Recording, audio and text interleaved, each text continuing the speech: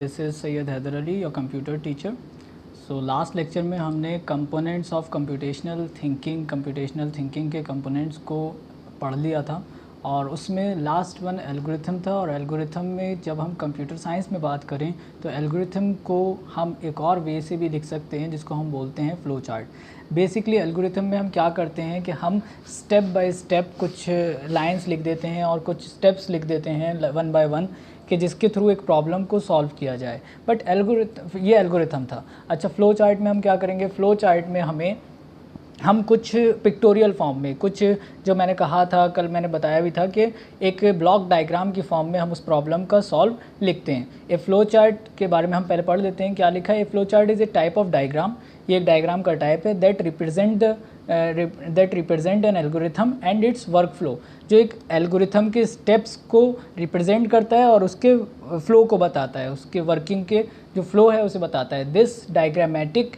Representation states a solution to given problem. किसी भी problem का जब डायग्राम की फॉर्म में हम सॉल्व लिखें तो उसे हम फ्लो चार्ट बोलते हैं। उस फ्लो चार्ट को लिखने के कुछ रूल्स हैं। फॉर एग्जांपल, स्टार्ट और स्टॉप के लिए जो सिंबल्स इसमें जो आपको यूज़ हुआ है सिंबल वो यूज़ करना है।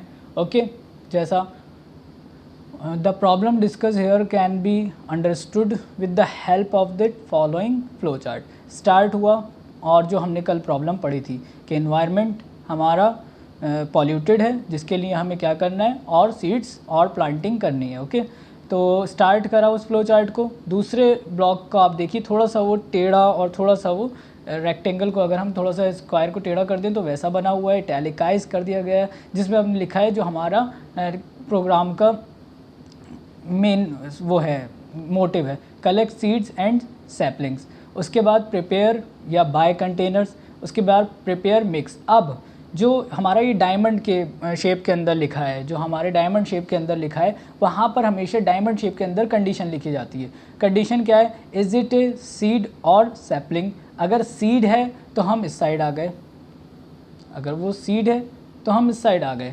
क्या है वो इस side? Insert the seeds in inch below the soil surface. और अगर वो सैपलिंग है, इंसर्ट द सैपलिंग, तो एक अलग डिसीजन लेना है। और अगर वो सीड है तो हमें एक अलग डिसीजन लेना है, और अगर वो सैपलिंग है तो हमें एक दूसरा डिसीजन लेना है। लॉर्ड, उसके बाद चाहे वो सीड हो या सैपलिंग हो, उसके बाद हमें आना न्यूट्रिंग में ही है। उसके बाद हम न्यूट्रिंग में आ गए, प्लांटिंग में आ गए, और यहाँ पर जाकर हमारा वो जो हमारा फ्लो चार्ट था वो स्टॉप हो गया। तो ये फ्लो चार्ट की फॉर्म में हम प्रॉब्लम सॉल्व करते हैं। हालांकि ये बहुत एक थोड़ा सा हार्ड दिया हुआ है, मैं एग्जांपल को ईजी कर देता हूँ कि हम यहाँ पर चेक कर रहे हैं। फॉर एग्जांपल, स्टूडेंट के चेक करना है हमें फेल है या पास है। तो स्टार्ट हुआ और स्टार्ट के बाद हमने चेक करा, डायमंड वाला हमने वो लिख दिया, या फिर मैं यहाँ पे बना के दिखा देता हूँ आपको। ओके,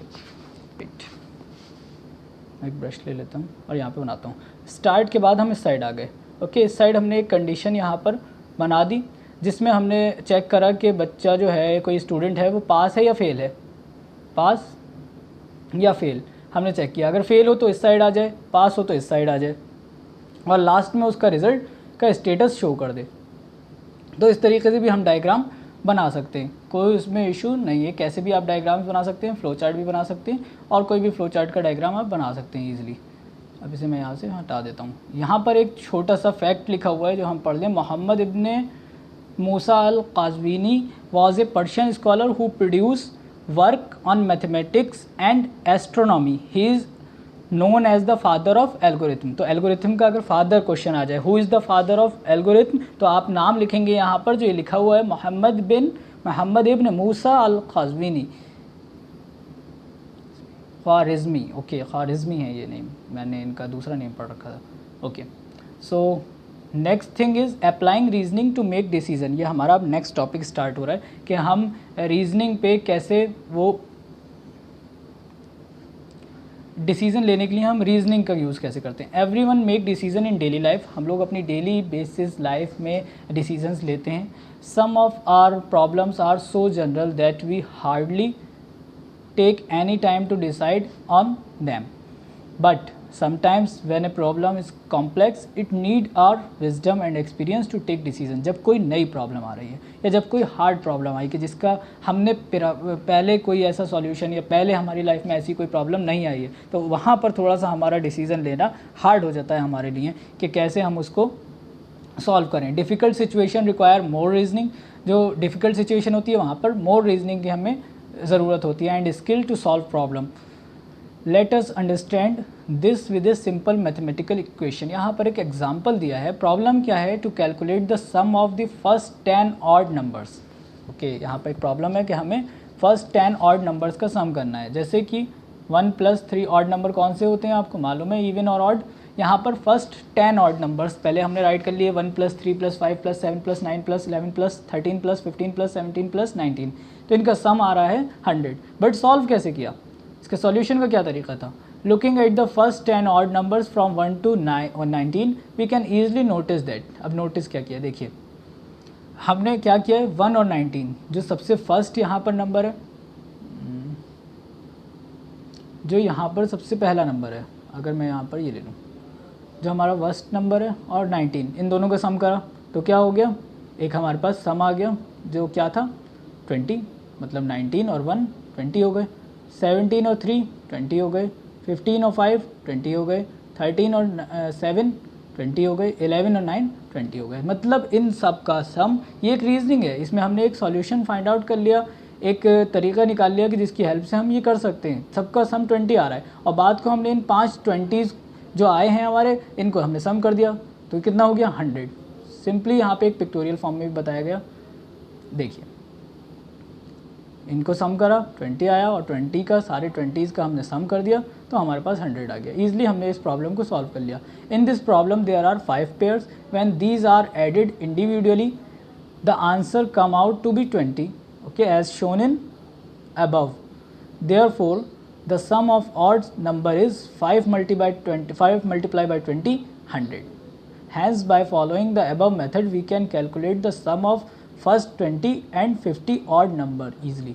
मतलब चाहे हमारे पास 20 नंबर्स हों, फर्स्ट हमें अब 20 नंबर्स ऐड करने हो या 50 नंबर्स ऐड करने हो, कितने भी नंबर्स ऐड करने हो, हम ईजिली उनका सम फाइंड आउट कर सकते हैं. ओके, अपने नेक्स्ट पेज पे आते हैं. अपने पेज नंबर 10 पे आ जाइए. पेज नंबर 10 पे है we can solve the simple equation quickly like 15 + 15 हम इजीली कर देते हैं solve. 16 × 2 when the mathematical equation is complex it need our right reasoning to solve it.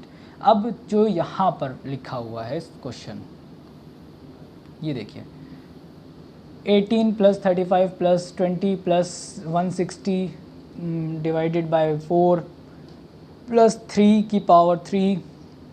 ये जो कैप है इसका मतलब है पावर. ओके, -5 × 150. ये कैसे होगा सॉल्व? इसको हम कैसे सॉल्व करेंगे? Here we need to apply the BODMAS. BODMAS का क्या मतलब है? बॉड मास का मतलब है कि हम ये बॉड मास, आपको रूल याद रखना है. बॉड मास रूल अगर आपने मैथ्स में पढ़ा है तो शायद आपको याद होगा. तो इसका जो करेक्ट सोल्यूशन आएगा वो बॉड मास के थ्रू आएगा. बॉड मास का मतलब है सबसे पहले हमें ब्रैकेट्स सॉल्व करने, ब्रैकेट्स के अंदर क्या है वो सॉल्व करना है. उसके बाद हमें ब्रैकेट्स ऑफ डिवाइड, डी से होता है डिवाइड. तो सबसे पहले हम क्या करेंगे 160 जो हमारा, अगर मैं एक एग्ज़ाम्पल आपको दिखाऊं तो सबसे पहले हम क्या करेंगे 160 को करेंगे. ओके, अगर मैं कैलकुलेटर में करके दिखाता हूँ आपको, बट वो यहाँ से हट जाएगा हमारा. 160 को सबसे पहले हम डिवाइड करेंगे काय से, 4 से. तो क्या होगा 40 आ जाएगा हमारा आंसर. 40 + 20 कर लेंगे हम तो हमारा ये ब्रैकेट सॉल्व हो जाएगा, 60 हो जाएगा. ठीक है, ओके. तो यहाँ पर इतना ही ब्रैकेट हमारा सॉल्व हो गया, 60 हो गया. अब उसके बाद क्या है डिवाइड, वो कह रहा है जहाँ जहाँ भी डिवाइड है वो हमें सॉल्व कर लेना है. तो पूरे प्रोग्राम में कहीं भी डिवाइड नहीं है. उसके बाद जहाँ भी फिर m का मतलब है मल्टीप्लाई, जहाँ जहाँ भी मल्टीप्लाई है हमें वो सॉल्व करना है. मतलब 18 + 35 करना है और 5 + 150 करना है, 5 × 150 करना है. ये दोनों इक्वेशंस हम सॉल्व कर लेंगे. इसके बाद ए का मतलब है, ए से है एडिशन, जहाँ जहाँ भी प्लस के सिंबल्स हैं आपको वो सॉल्व कर लेने हैं और उसके बाद लास्ट में सब्ट्रैक्शन कर लेना है आपको. ओके। सो इस फॉर्म में अगर करेंगे, अगर आप लाइन से करते गए कि आपने 18 को 35 से कर दिया, फिर जो आया उसको 20 से मल्टीप्लाई कर दिया, फिर 160 को 4 से डिवाइड कर दिया, नहीं ऐसे नहीं, आंसर रॉन्ग हो जाएगा आपका। आंसर राइट आंसर लाने के लिए आपको क्या करना है, बॉडमास रूल को फॉलो करना पड़ेगा और उसी के ही अकॉर्डिंग आपको काम करना पड़ेगा। ओके। सो यहाँ पर हमारा ये वाला आज का लेक्चर फिनिश होता है। नेक्स्ट लेक्चर में हम इसके आगे की जो एक्सरसाइज है जिसमें कुछ कंडीशंस दी हुई हैं और कुछ और टास्क दिए हुए हैं और कुछ इंपॉर्टेंस ऑफ कंप्यूटेशनल थिंकिंग है, नेक्स्ट लेक्चर में हमारा ये लेक्चर, आपका ये पहला चैप्टर फिनिश हो जाएगा और इसको अच्छे से देखिएगा आप। उसके बाद हम इसकी जो ब्रेन डेवलपर एक्सरसाइज है वो सॉल्व करेंगे उसके बाद वाले लेक्चर में। फ़िलहाल आपको इन चीज़ों को प्रैक्टिस करिएगा। और आज का टास्क आप लोगों का बच्चों ये है कि ये जो नीचे क्वेश्चन दिया हुआ है, when the mathematical equation is complex 18 multiply by 35 plus 20 plus 160 divided by 4, मैंने इसीलिए आप लोगों के सामने से सॉल्व नहीं किया है। उस क्वेश्चन को सॉल्व करके आपको अभी मुझे ग्रुप में आंसर्स लिख के भेजने, किसका आंसर कितना आ रहा है। ओके, अपने नेम के साथ इसका आंसर कितना आ रहा है और अपना नेम लिख के भेजिएगा। ओके, ठीक है, तब तक के लिए हम इस लेक्चर को यहीं फिनिश करते हैं। Thank you. Do subscribe our channel smart Indian model school और कमेंट्स में वॉच लिख दीजिएगा, जिसने भी देख लिया है कमेंट करिएगा उस पर वॉच। ओके, मैं इस लेक्चर को यहीं पे फिनिश कर रहा हूँ। Thank you.